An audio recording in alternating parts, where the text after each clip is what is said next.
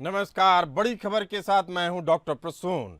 क्या आप सोच सकते हैं जिस प्रोजेक्ट पर पीएम मोदी और सीएम योगी के ड्रीम प्रोजेक्ट होने का ठप्पा लगा हो, उसमें कोई अफसर कमीशन खोरी कर सकता है? लेकिन ऐसा हुआ है। यह कारनामा किया है इन्वेस्टमेंट यूपी के सीईओ रहे आईएएस ऑफिसर अभिषेक प्रकाश ने, जिन पर आरोप लगा है कि उन्होंने यह काम किया। पूरा मामला उत्तर प्रदेश के इन्वेस्टमेंट यूपी योजना के तहत seal solar P6 private limited के प्रतिनिधि विश्वजीत दत्ता का है। विश्वजीत दत्ता इन्वेस्टमेंट यूपी में भ्रष्टाचार की शिकायत को लेकर मुख्यमंत्री कार्यालय से लेकर उत्तर प्रदेश के मुख्य सचिव तक का दरवाजा खटखटाया। विश्वजीत दत्ता ने आरोप लगाया कि वह उत्तर प्रदेश में सोलर का एक बड़ा प्लांट लगाना चाहते थे, लेकिन इन्वेस्टमेंट यूपी के सीईओ अभिषेक प्रकाश ने उन्होंने इस बारे में उन्होंने संपर्क किया। सौर ऊर्जा के कलपुर्जे बनाने का संयंत्र स्थापित करने के लिए इन्वेस्टर यूपी में ऑनलाइन आवेदन करने के लिए कहा गया। आवेदन करने के बाद आवेदन की स्वीकृति प्रदान की गई। प्रोजेक्ट को आगे बढ़ाने के लिए एक बड़े वरिष्ठ आईएएस अधिकारी ने विश्वजीत दत्ता को गोमती नगर लखनऊ निवासी निकांत जैन नाम के शख्स से संपर्क करने को कहा। बिचौलिया निकांत जैन ने विश्वजीत दत्ता के प्रोजेक्ट को फाइनल अप्रूवल देने की एवज में 5% कमीशन की मांग की, जिस पर दत्ता ने कमीशन देने से मना किया तो उनकी फाइल लटका दी गई और लंबे अरसे तक उस प्रोजेक्ट को अप्रूवल नहीं मिला। ये हाल उस परियोजना का है जिस पर पीएम मोदी और सीएम योगी की महत्वाकांक्षी परियोजना होने का तमगा लगा है। प्रधानमंत्री नरेंद्र मोदी और उत्तर प्रदेश के मुख्यमंत्री योगी आदित्यनाथ के सबसे महत्वाकांक्षी प्रोजेक्ट सोलर पैनल से उत्तर प्रदेश को लैस करने की योजना में पलीता लगाने वाले आईएएस अधिकारी के खिलाफ सीएम योगी ने कड़ा एक्शन लिया है।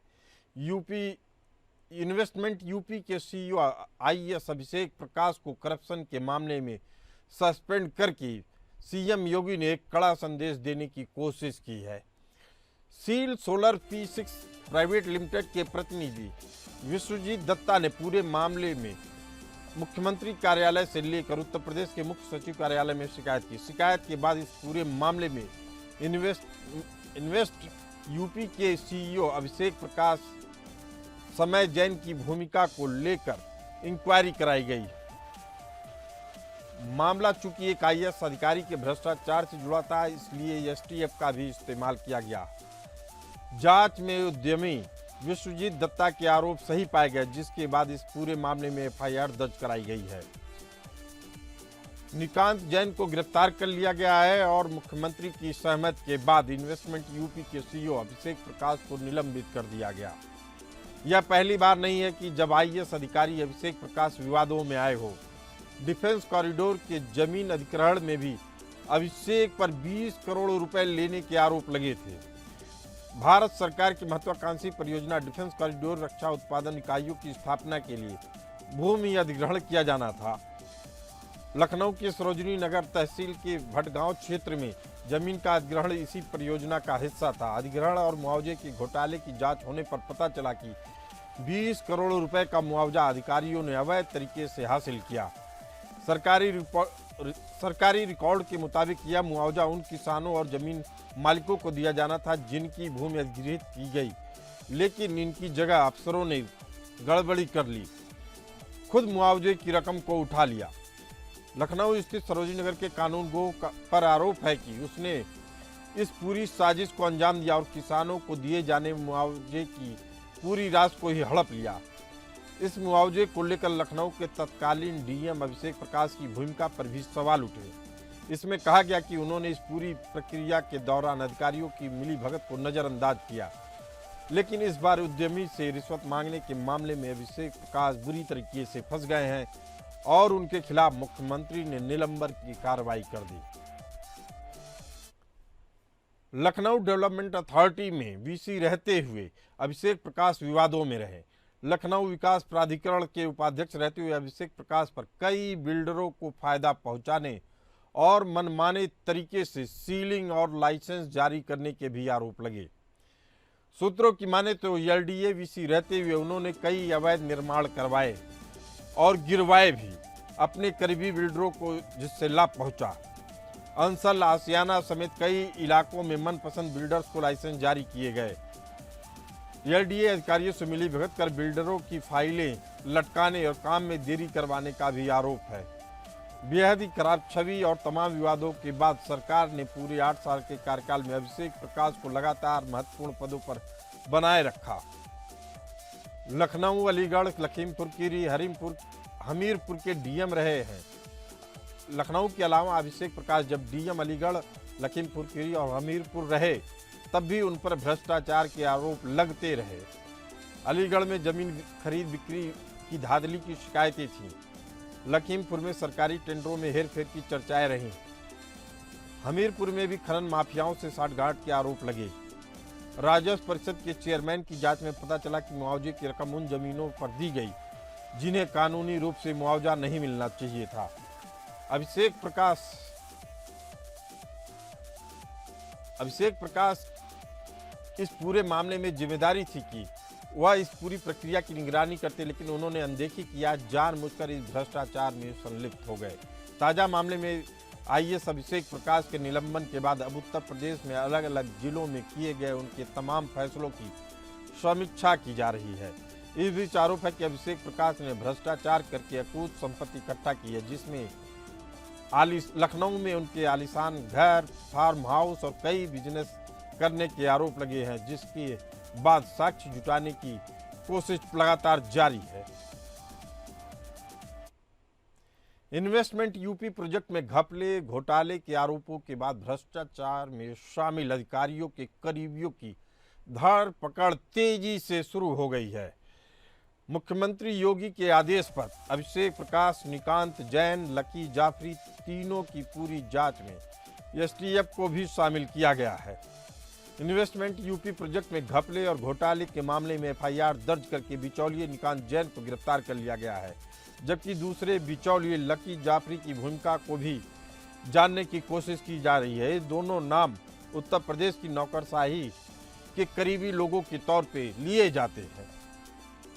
मोटी रकम वसूलने के साथ ही किसी भी काम को पूरा करने का मादा रखते हैं। लिहाजा अब इस प्रकरण सामने आने के बाद इनकी भी जांच पड़ताल जारी है।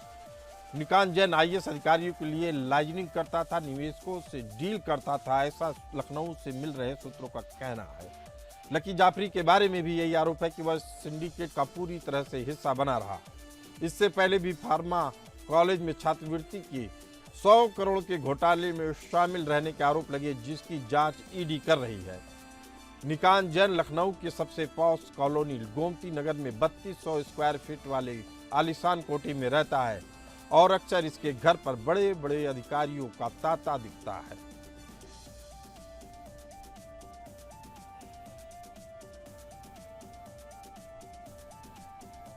आपको बता दें कि अभिषेक प्रकाश के कार्यकाल की जांच होगी। यह कार्यकाल लखीमपुर खीरी डीएम के तौर पे 2011 से 12 तक की, बरेली में डीएम 2012 से 14 तक की, अलीगढ़ में डीएम 2014 से 15, हमीरपुर डीएम 2018 से 19, लखनऊ डीएम 2019 से 22 तक का जो सबसे लंबा कार्यकाल डीएम के तौर पे रहा है अभिषेक प्रकाश का, उसके दौरान लिए गए फैसलों की जांच होगी। आपको बता दें कि अभिषेक प्रकाश तमाम आला पोजीशन पे काम कर चुके हैं, जिसमें नेशनल हेल्थ मिशन यूपी 2015, एनआईडीए निदेशक और विशेष सचिव 2016, मेरठ में पश्चिमांचल विद्युत वितरण निगम के एमडी 2016-17, गृह विभाग के विशेष सचिव 2017-18, लखनऊ विकास प्राधिकरण के उपाध्यक्ष के तौर पे 2020 से 2021 तक का भी कार्य की भी जिम्मेदारी संभाल चुके हैं। आपको बता दें कि यूपी इन्वेस्टमेंट के सीईओ रहते उन पे क्या क्या आरोप लगे और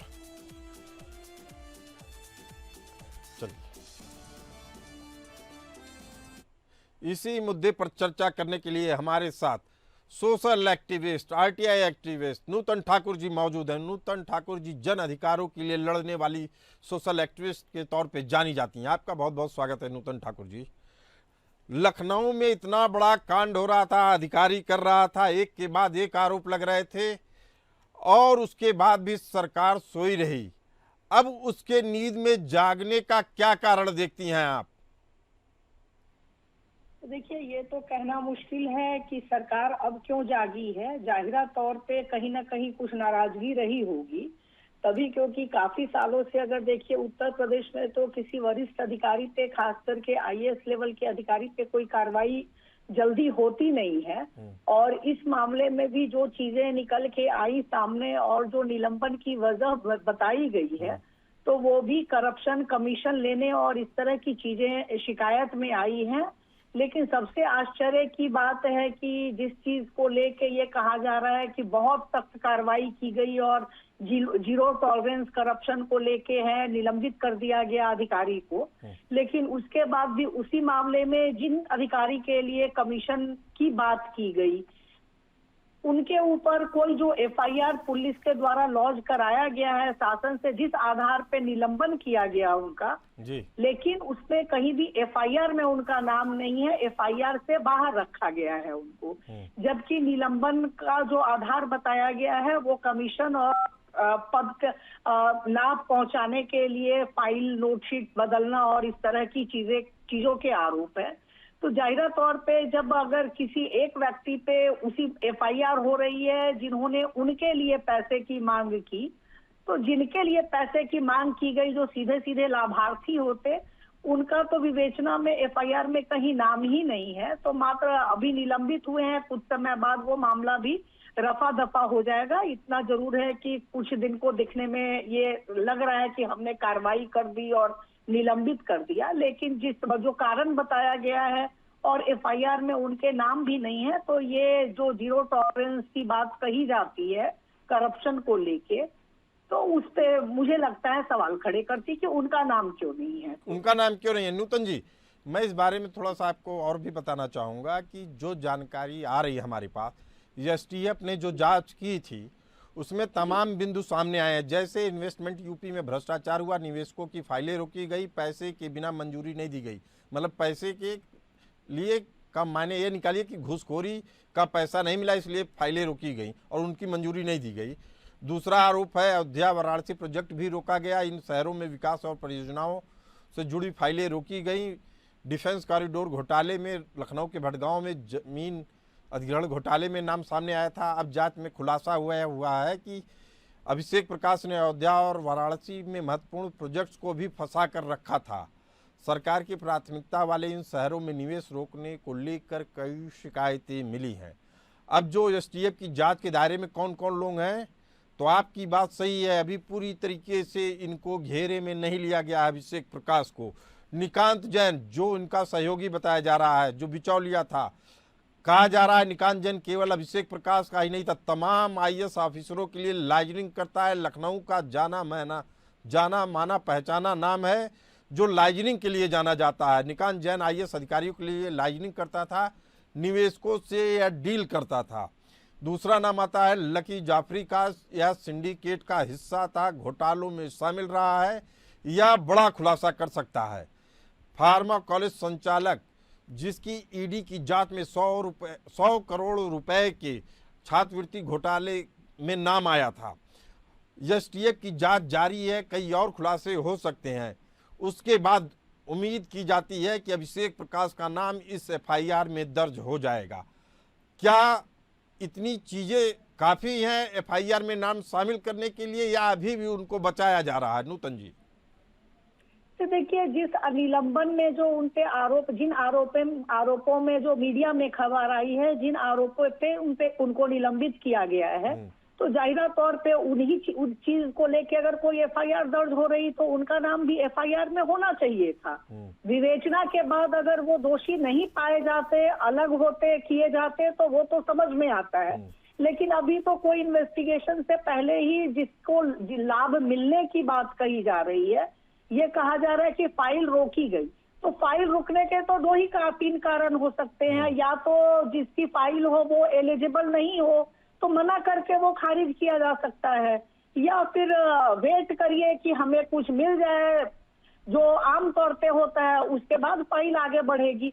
तो ये सारी चीजें एक आरोप लगे हैं, तो अगर वो आईएएस अधिकारी नहीं होते, कोई मैं कहूंगी कि रैंक वाइज नीचे स्तर का कर्मचारी होता, पद में नीचे होता तो क्या उसके मामले में भी ऐसा ही होता? उस पे तो हो सकता तुरंत एफआईआर करके पुलिस उनके घर तक पहुंच गई होती अरेस्ट करने को। लेकिन इस मामले में निश्चित रूप से जो सामने दिख रहा है, तो अभी तो कोई कार्रवाई नहीं हुई, जबकि जो बातें सामने आ रही है, खास करके शासन ने उनको निलंबित किया तो निलंबन का आधार भी यही सब बताया गया है। तो वो तो विवेचना के बाद चीजें आती, अगर ये दोषी है नहीं है, इन्होंने मांगी रिश्वत नहीं मांगी, फाइल किस कारण से रोकी गई। लेकिन जिस मामले में 2 व्यक्ति पे एफआईआर दर्ज हो रही है और ये आ रहा है कि उन्हीं के कहने पे, उनके लाभ के लिए, उनके लिए काम कर रहे थे, अगर ये 2 व्यक्ति जिन पे एफआईआर लॉन्च हुई, तो उसमें इनका भी नाम होना चाहिए था। क्योंकि जो शिकायत है, जो एफआईआर के कंटेंट है, अगर वहां वो चीजें आ रही हैं तो फिर इनका नाम क्यों बाहर है? ये तो सवाल उठता ही है। सवाल उठता है और बहुत बड़ा सवाल है। इसके अलावा भी कई और जानकारियां छन छन के आ रही है। बताया जा रहा है आईआईटी के पास आउट है, जब आईएएस का एग्जाम क्लियर किया तो ऊंची पोस्ट पे थे, इसलिए उनको आईएएस मिला। इसके अलावा वह बिहार के रहने वाले हैं, लेकिन यूपी में आके सर्विस कर रहे हैं और लखनऊ के अंचल में उनका एक घर बताया जा रहा है, आसियाना, लखनऊ के आसियाना में एक कोठी बताई जा रही है, एक सोसाइटी में विला होने की भी बात सामने आई है और बताया जा रहा है फेक कंपनियां भी अपने रिश्तेदारों के नाम पे चलाई जा रही है। जांच में सामने आ रही हैं बातें खुल खुल के। अभी इसमें बहुत चीज़ें और भी सामने बातें आनी बाकी हैं। भूपेंद्र सिंह जी हमारे साथ मौजूद हैं, राजनीतिक विश्लेषक के तौर पे। राजनीतिक दलों की क्या मजबूरी है कि इस तरह के अफसरों को संरक्षण मिलता है? अब तक कोई मामूली कर्मचारी होता सेकंड क्लास का या थर्ड ग्रेड का तो उसको बर्खास्त कर दिया जाता। भूपेंद्र सिंह जी। जी बिल्कुल, ये देखा गया है कि ये राजनीति, जब तक राजनीति संरक्षण नहीं दिया था तो इस तरह से ये वारदात नहीं हो सकती। जिस तरह से हो रहा है तो निश्चित रूप से ऐसे अधिकारियों के प्रति कार्रवाई करनी चाहिए और ये भी जांच होनी चाहिए कि इनको आरक्षण कौन दे रहा है और किस मत से दिया जा रहा है, क्योंकि बिना आरक्षण के संरक्षण दिए तो ये काम हो नहीं सकता। तो ये जो इसके प्रति जो कार्रवाई हो निलंबित रूप से कार्य जारी रखनी चाहिए और करना चाहिए। बात यहाँ पे ये है कि किसी भी अधिकारी होता है, किसी का बेटा होता है, किसी का वो होता है, तो इस तरह से ये सब जो कार्रवाई निष्पक्ष रूप से नहीं की जाती हैं और ना करने के कारण इनके प्रति जो भी आगे जाके जुडिशरी पे जब संज्ञान आएगा और निश्चित रूप से उसकी जांच और उसके भूपेंद्र सिंह जी, इस मामले में एक और बड़ा खुलासा हुआ है। इस अधिकारी को राजनीतिक संरक्षण की बात इसलिए कही जा रही है चूंकि अभिषेक प्रकाश जब लखीमपुर खीरी और बरेली में 700 बीघा जमीन अपने परिवार के नाम पे खरीदते हैं, यह जमीन अभिषेक प्रकाश अपने माता पिता भाई के अलावा कुछ फर्जी कंपनी बनाकर खरीदे थे, ऐसे आरोप हैं। इसी के तहत बरेली में 400 बीघा जमीन खरीदने के भी आरोप लगे। इन्हीं आरोपों के चलते दोनों जगह पर स्टाम्प ड्यूटी में चोरी के भी आरोप लगे। डीओपीटी यानी केंद्र की एक ऑर्गेनाइजेशन ने यूपी सरकार को इस मामले में जांच के लिए लिखा था, फिर भी अनदेखी कर दी गई। इसीलिए हम राजनीतिक संरक्षण की बात करते हैं। भूपेंद्र सिंह जी, क्या मजबूरी है? क्या सरकार को सीधे तौर पे इन अधिकारियों से, करप्ट अधिकारियों से कोई लाभ होता है क्या? देखिए, ये करप्शन वो उनका अधिकारियों का आज का नहीं है, ये कई राजनीति पार्टियों से संलिप्त रहे हैं और ये लग रहा है कि ये मुख्य रूप से मेन नेताओं से नहीं रहे हो सकता लेकिन ये राजनीति की गहरी जड़ें थी और उनके पास, क्योंकि जिस तरह से ये आ रहे हैं कि स्टाम्प ड्यूटी जैसी चोरी करना, अपने रसूल का उपयोग करना, ये बहुत चीजें पाई जाती हैं कि इससे ये लग रहा है। और इसकी जांच के लिए आप समझिए, इसकी जांच के लिए कौन सी एजेंसी लिख रही है? डीओपीटी लिख रही है यूपी सरकार को कि आप इनकी जांच करवाइए। ये बहुत बड़ा मुद्दा था। जी बिल्कुल, ये बहुत, और ये जो स्टाम्प ड्यूटी का होता है, ये एक्चुअली क्या होता है कि वास्तव में जब रेवेन्यू की जब लास्ट में जांच होती है तो उसमें रिकवरी निकलती है और कि आपने राजस्व का इतना हनन किया है क्योंकि आपने पैसा नहीं दिया और रजिस्ट्री शून्य हो जाती है। लेकिन इस सब चीजों को उस समय के अधिकारी दबाव में इस तरह से कर देते हैं क्योंकि उनका रसूल होता है। और जिस तरह से जब टीका टिप्पणी जब जांच करने की है एजेंसी ने, जो राष्ट्रीय स्तर की एजेंसी है, तो इसको संज्ञान क्यों नहीं लिया गया? तो इससे ये पता चलता है कि किस तरह से अलग अलग लेवल पे राजनीति संरक्षण प्राप्त था इनको, और साथ साथ खुद भी कई चीजों को आगे तक बढ़ने नहीं देते होंगे, क्योंकि कई क्राइम में ऐसा होता है कि जो जांचें होती हैं वो नीचे ही लेवल पे या शिकायतें होती हैं बंद हो जाती हैं। वो जब वो घेरा जाता है किसी भी अधिकारी को, जब ये पता चलती है कि इनके ऊपर इस तरह से और भी अनलीगल कार्रवाई हुई थी और इस तरह से एजेंसियों ने इनको बारे में माना गया था, तो ये बहुत ही महत्वपूर्ण है। और इस तरह से जब सरकार कहती है कि जीरो टॉलरेंस का हम काम करेंगे, और ये चलिए अब सस्पेंड किए गए हैं, तो अब देखते हैं इसके बारे में। भूपेंद्र सिंह जी, आपने बेहद अहम बात की है। इसी के चलते सूत्रों के मुताबिक ये भी खबर आ रही है कि एसटीएफ की रिपोर्ट कई दिन पहले आ चुकी थी, शासन में घूमती रही। कुछ अधिकारियों ने अभिषेक प्रकाश को बचाने की पूरी कोशिश भी की, लेकिन मुख्यमंत्री योगी आदित्यनाथ ने किसी भी तरह की रियायत देने से इनकार कर दिया। इसके बाद तत्काल सस्पेंशन का आदेश जारी किया गया। यानी अधिकारियों का सिंडिकेट बहुत मजबूत है। क्या इस तरह की सूचना और एसटीएफ की रिपोर्ट भी मुख्यमंत्री के सामने छुपाने की कोशिशें होती हैं? भूपेंद्र जी, देखिए हम लोगों ने जिस तरह से मीडिया और के तहत कई कार्रवाइयां देखी हैं और अदर स्टेटों की भी देखी हैं और सेंटर की भी देखी है, तो इसमें देखा गया है कि जब तक उस कार्रवाई के रूप में बड़े अधिकारी के पास नहीं हो जाता है कि फाइलों को निश्चित रूप से नीचे दबा दिया जाता है, और ये दबाना इस चीज का घोतक है कि ये जो चीजें कार्रवाई करी जा रही हैं वो कहां तक सतही तक नहीं पहुंच पाती। और ये आप कहिए कि ये एक बड़े अधिकारी के पास पहुंच गए, जैसे योगी जी मुख्यमंत्री हो, वो जानते हैं कि जीरो टॉलरेंस चाहिए, और हम क्योंकि आज उनका स्टेटमेंट भी हमने सुन रहा था, अयोध्या गए थे, तो जिस तरह से उन्होंने इन सब कार्रवाई की विधि में जो कहते हैं वो और जो करने की कोशिश करते हैं, तो ये साधुवाद है। तो ये तो लेकिन साधुवाद आधा ही दीजिए, चूंकि नूतन ठाकुर जी, मैं कहना चाहता हूं आपसे कि आप भी जिस तरीके से बता रही थी कि अधिकारी अभिषेक प्रकाश का नाम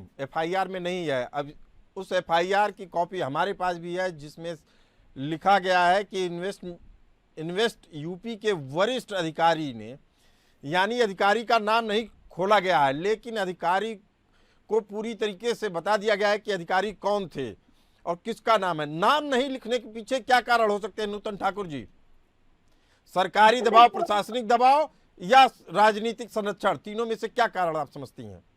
देखिए, सारे ही संरक्षण हैं, क्योंकि अगर ऐसा नहीं होता तो उस हद तक पहले से भी इनके खिलाफ जो खबरें आ रही तमाम शिकायतें हुई, लेकिन कोई कार्रवाई नहीं हुई। आप इसे समझ सकते हैं कि कौन जांच करेगा? क्या निलंबन के बाद भी कोई ना कोई आईएएस अधिकारी ही इनकी जांच करेंगे? कोई भी कार्रवाई होती वो शासन ही करता, तो निलंबित हो गए, वाहवाही भी हो गई कि हमने एक आईएएस अधिकारी को निलंबित कर दिया। उसके बाद जांच क्या होगी, कब होगी, कितने समय में होगी, क्योंकि विभागीय जांचों में उसके बाद अगर आप सूचना मांगिएगा आपको कोई सूचना नहीं मिलेगी, क्योंकि वो थर्ड पार्टी इंफॉर्मेशन हो जाएगी आरटीआई में, तो वहां मामला रफा दफा ही हो जाएगा। जहां एफआईआर की बात है, जो भी जांच रिपोर्ट में एक वरिष्ठ अधिकारी के कहने पे, तो इसी से समझ लीजिए कि वरिष्ठ अधिकारी का नाम तक नहीं है एफआईआर में, तो आप कैसे कह सकते हैं कि सही कार्रवाई हो पाएगी इसमें? उत्तर प्रदेश के गाजियाबाद के लोनी से विधायक नंद किशोर गुर्जर भी कुछ इसी तरीके की बात करते हैं। कहते हैं मुख्यमंत्री को मुख्य सचिव, प्रमुख सचिव सब जानकारी छुपाते हैं और अपनी कारगुजारियों को छुपाने के लिए मुख्यमंत्री को गुमराह करते हैं। इस बात में आपको सच्चाई महसूस होती है? उन्होंने तो सीधे सीधे 2 दिन पहले मुख्य सचिव को ललकारा है और उनके ऊपर तमाम आरोप भी लगाए। नूतन ठाकुर जी, क्या ये प्रशासनिक अमला है जो वास्तव में जानकारियों को नहीं जाने दे रहा है मुख्यमंत्री तक, या कुछ और कारण है? नूतन जी, जैसे देखिए, मुझे ऐसा नहीं लगता है, क्योंकि जब तमाम चीजें मुख्यमंत्री तक पहुंच ही रही है तो उनके अधिकारी, उनके करप्शन से रिलेटेड बातें कैसे नहीं पहुंच रही होंगी, ये समझ से परे है कि ये कहना, क्योंकि मुख्यमंत्री के पास केवल एक अधिकारी सोर्स नहीं होते हैं, तमाम चैनल होते हैं जहां से चीजें पहुंचती हैं। होता है कि कब हमको कार्रवाई करनी है कि नहीं करनी है, क्यों करनी है, वो किसका प्रिय है अप्रिय है, क्योंकि वो लखनऊ में भी रहे हैं अभिषेक प्रकाश डीएम, तो लखनऊ की तैनाती यूं ही नहीं मिली होगी। वो तो जब लखनऊ में जो भी अधिकारी तैनात होते तो कहीं ना कहीं शासन स्तर पे पूरी कवायद जांच पड़ताल के बाद ही जो प्रिय होते होंगे वही राजधानी है तो तैनाती नूतन जी, होती है। सबसे अहम सवाल अभी भी बना हुआ है। पीएम मोदी, सीएम योगी के ड्रीम प्रोजेक्ट में भी कमीशन खोरी, मतलब अधिकारी के मन में जरा भी डर नहीं है। आखिर कैसे ऐसा हो जाता है? जैसे देखिए, मुझे लगता है यहाँ ड्रीम प्रोजेक्ट की तो बात ही नहीं है, कमीशन खोरी तो हर जगह है। ये है कि अगर आप बिना एविडेंस के कहेंगे तो आप ही के ऊपर मुकदमा हो जाएगा, क्योंकि अब तो शासन को बदनाम करने का, पुलिस अधिकारियों को बदनाम करने का, इस तरह के भी मुकदमे एक्टिविस्ट पे होते हैं और हो रहे हैं। एक्टिविस्ट क्या, कोई भी व्यक्ति अगर बोलता, तमाम पत्रकारों पे भी हुए हैं और वो जेल भी कई पत्रकार होके आए हैं कि आपने बदनाम कर दिया। भूपेंद्र सिंह जी, जल्दी से आपसे जवाब चाहेंगे। जिस तरीके की बातें सामने आ रही हैं, कहा जा रहा है करप्शन को छुपाने के लिए पत्रकारों और political activist, RTI activist, social activist पे भी मुकदमे हो रहे हैं। ये अधिकारियों की तरफ से कदम उठाए जा रहे हैं या शासन का भी कोई आदेश है, यानी सरकार का भी कोई रुख है इस तरह?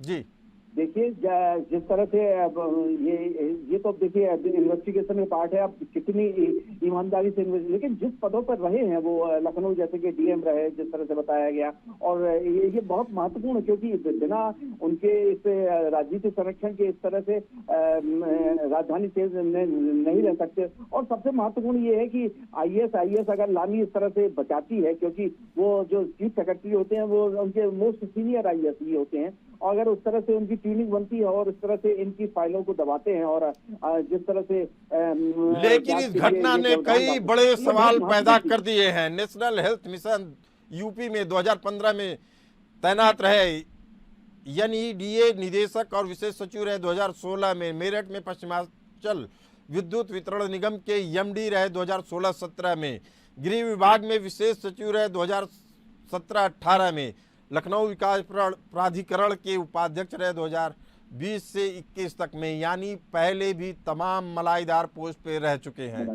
उसके बाद भी क्या इन्होंने सरकार की मंशा को नहीं समझा? जो कार्यकाल है इनका पूरा योगी सरकार का ही कार्यकाल है जहां वो महत्वपूर्ण पदों पे रहे, फिर भी इस तरह की लाल फीताशाही हमारी देश की जनता को, प्रदेश की जनता की आंखें खोलने के लिए काफ़ी है। लेकिन जो इनके ऊपर कार्रवाई की गई है उससे साफ है कि अभी भगवान के घर देर है अंधेर नहीं। आप दोनों इस खास चर्चा में जुड़े, आप दोनों का बहुत बहुत धन्यवाद। फिलहाल इस चर्चा में इतना ही, हमें दीजिए इजाज़त। चलते रहिए एपीएन न्यूज़ के साथ।